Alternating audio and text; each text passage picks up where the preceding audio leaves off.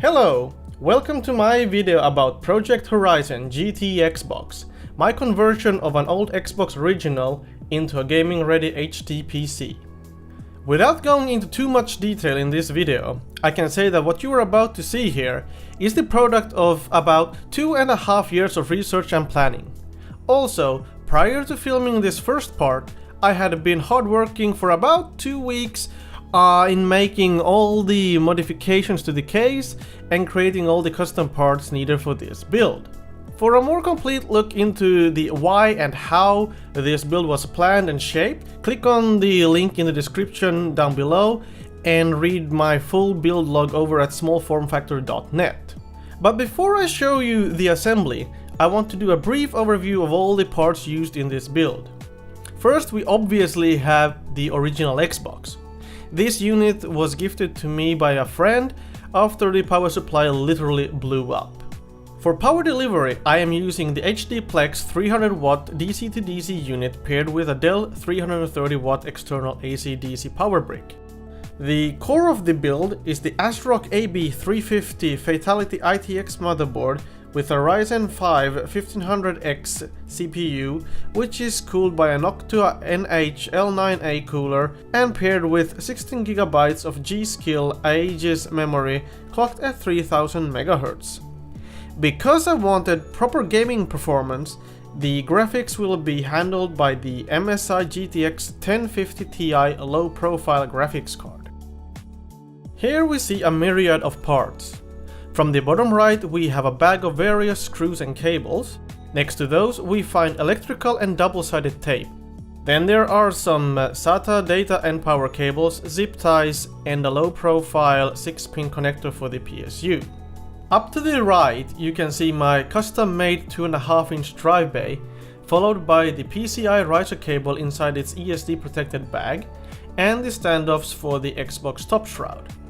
Now we can also see the ginormous 330W power brick from Dell, originally intended for their big Alienware gaming laptops. For the build I also used 3 60mm fans from Biuld, which are 50mm thick. Finally, you can see my custom-made tray for the 9.5mm optical drive. For those interested, links to all components can be found down in the description.